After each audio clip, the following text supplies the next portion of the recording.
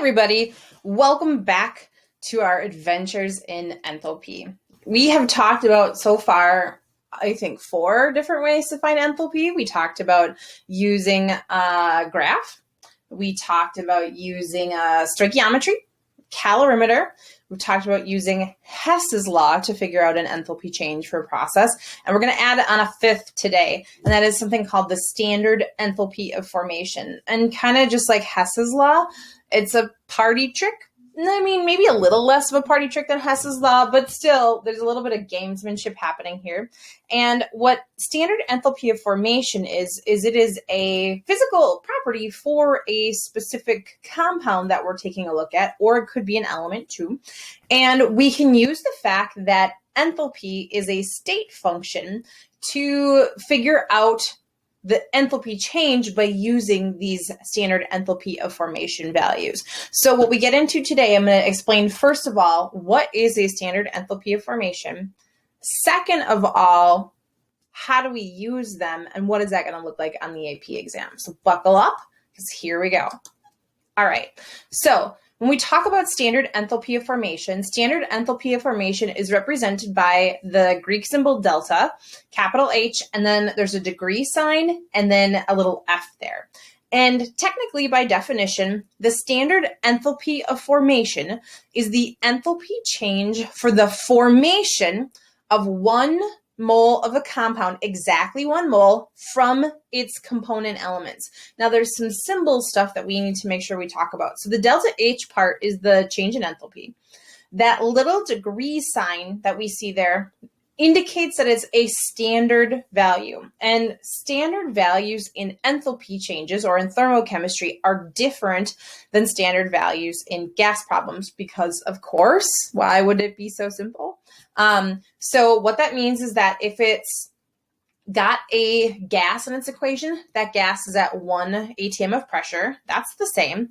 Temperature, though, is the big thing that's different, and it's 298 Kelvin instead of 273 Kelvin, which means it's taking place at 25 degrees Celsius instead of 0 degrees Celsius. And if you think about like how an actual lab functions in real life, not a lot of people are doing experiments at 0 degrees Celsius because that's chilly. So it's taking place at what's normally room temperature, which is 25 degrees Celsius. And then if you have a solution that you are making, that is going to be a 1 molar solution or something that you are creating, that's going to be 1 molar. Okay. The F is the little formation part, and that indicates that that substance is being formed from its elements. So what that looks like in a true equation here, if you take a look at this, this equation here represents the standard enthalpy of formation for solid copper sulfate. So if you look here, every enthalpy of formation equation starts off with 1 mole of product. So I'm making 1 mole. And then what it does is it takes all of the individual elements that make up that compound and it puts them on the reactant side. So in copper sulfate here, I've got 1 copper. So on my reactant side, I've got 1 copper. I have 1 sulfur in my formula. So I have 1 sulfur on my reactant side. And then there's 4 oxygens in the copper sulfate. So I'm going to put a coefficient of 2 here in front of the oxygen. Now, if you think about oxygen is normally found as a diatomic, and all of these elements are in their most kind of stable form at 25 degrees Celsius. So copper is going to be a solid at 25. Sulfur is a solid, and oxygen is a gas.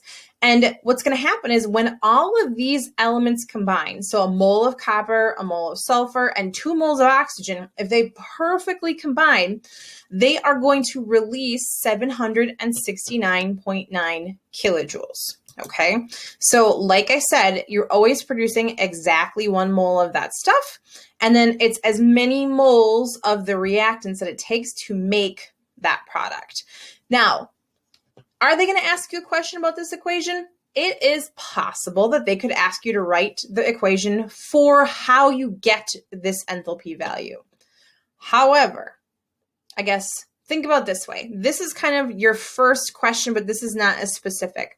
What they're more than likely going to ask you is a question that involves you using these enthalpy values. Because what these enthalpy values tell you is essentially like how much potential energy this thing has either stored up in it, or you could get out if you broke the bonds in it. And so what we're going to do is we're going to use these numerical values here to solve problems. So yes, they could ask you to write the enthalpy of formation equation. You are never going to need to know these numerical values here either.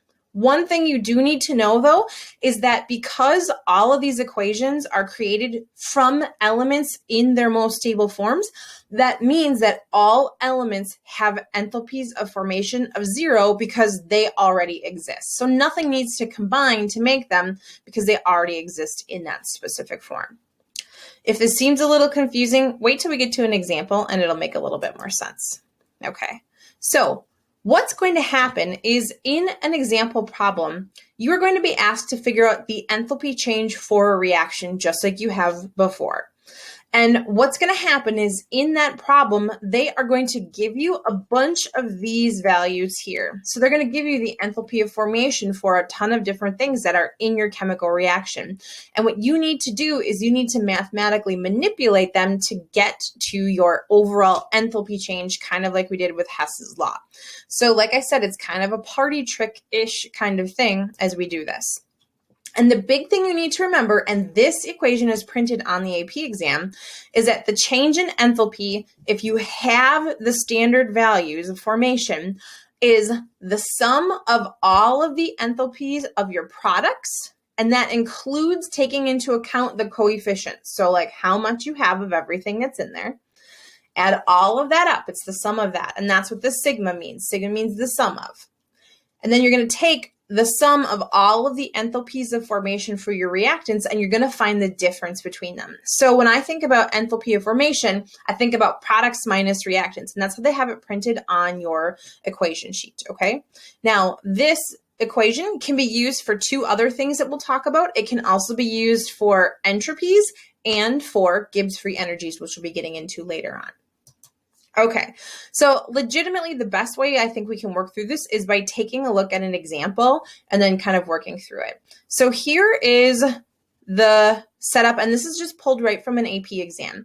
You're given a reaction earlier in the prompt that says you've got a reaction of MgO solid plus 2 hydrogen ions, and they turn into a magnesium ion and liquid water. And then it says enthalpies of formation for the substances involved are shown in the table below.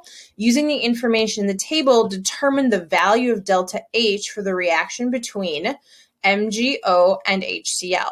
Now, if you look at this right away, you're going to say to yourself, there is no HCl in here. However, if you think about net ionic equations, this is our net ionic equation, and chlorine is a spectator ion. And we will review those a ton before we get into the exam. So I'm going to switch out of this and go to my CAM, and then hopefully this will make a little bit more sense. Okay, so when we think about this, it is always products minus reactants. So when we're talking about enthalpies of formation, it's always products minus reactants. So what we need to do is we need to figure out the enthalpies of formation for all of these products, and we're going to add them all together on the start of our problem. So I'm going to set up this problem by putting a parentheses here, and then I'm going to find Mg2+. Now, if you notice, the units on here are in kilojoules per mole, and that has to do with the coefficients in front of all of these here. So we've got to be kind of cognizant of that. And the work I am showing you is going to be a little bit more than the College Board's going to require, but my work level for you guys is going to be higher. So I'm going to put down how many of the Mg2s I have, which is 1 mole of Mg2 plus times, and then I'm going to find that value on this table, negative 467 kilojoules per mole. The moles cancel out, and then I'm good to go with that numerical value. Then I've got to add that to my other product. So I've got 1 mole of H2O multiplied by negative 286 kilojoules. Okay. per mole. And I will show you what the College Board's going to require, but on my test, to get full credit, you need to show what I'm showing right here. It's also really important to do this to make sure you didn't miss anything. Okay, so if we look at MgO here, we're going to now move to our reactant side. So it's products minus reactants. If I switch over, MgO, I've got 1 mole of that because of the coefficient in front of it. 1 mole of MgO, and then it's negative 602 kilojoules per mole plus 2 moles of H plus times 0 kilojoules per mole. And then I am going to run off the page here a little bit, but I'm also going to find the difference or find these values in the parentheses. So if I do that, I get a total of negative 753 kilojoules, not kilojoules per mole because the moles have canceled out here. Okay, and then I'm going to do that minus a negative 602 kilojoules. So if I find the difference between these, I'm going to take a negative 753 minus a 602, and then I'm going to, minus a negative 602, and my change in enthalpy is going to be negative 151 kilojoules. So this process here, coming off with a negative enthalpy, means that it is exothermic. And that's not necessary, but it's good to kind of check and see if you can remember. Now, what's the College Board going to require you to show work for? Depending on who is doing the grading, you probably could get away with this on the exam. So negative 467 plus negative 286 minus negative 602 plus 2 times 0. Okay. I would definitely include this 0 in there, even though it's technically not changing the value, just to acknowledge that you know that those have to be in there. Okay, so they're not entirely fussy about the units, but I am, so I guess life is hard. All right, so that is an example. If you think about it, it is all of the enthalpies of formation for the products minus the reactants. And the general idea behind that is that if you take these from their elements and put them together, it's going to be an exothermic process. And if you remember about how, bonds break and all that kind of stuff, you got to put a little energy in and then you get a little back out.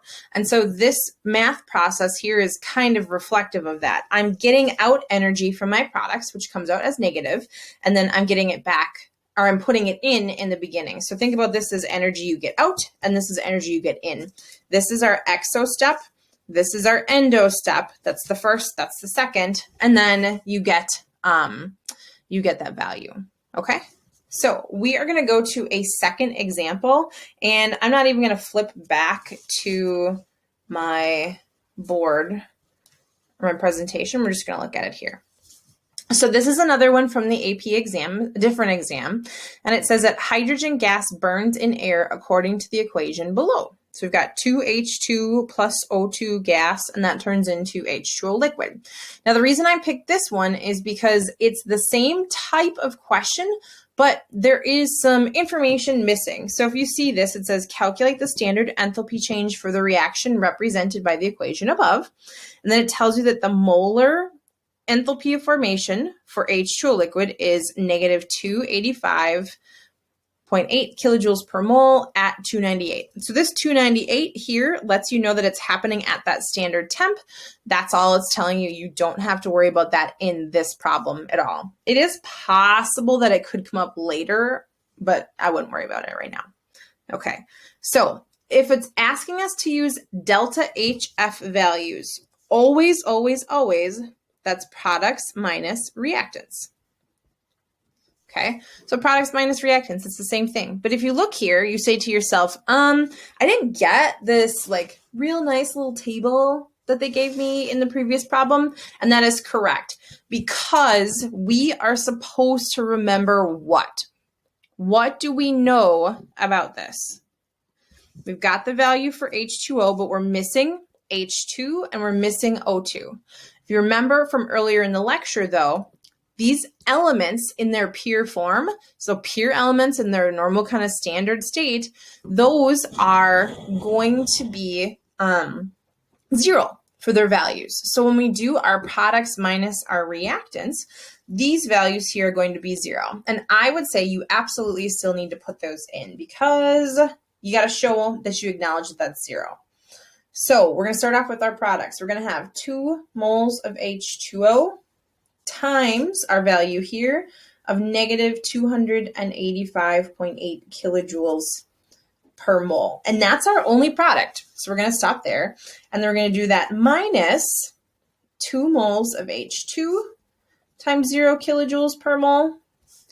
And then add that to 2 moles of O2 times 0 kilojoules per mole as well. Okay, so this is just acknowledging that we know that these values are 0. And then what we do is we do the multiplication of these guys here, and it ends up being, oh, I think I did something wrong with my math. I just want to check. So negative 285.8 times 2. Yeah.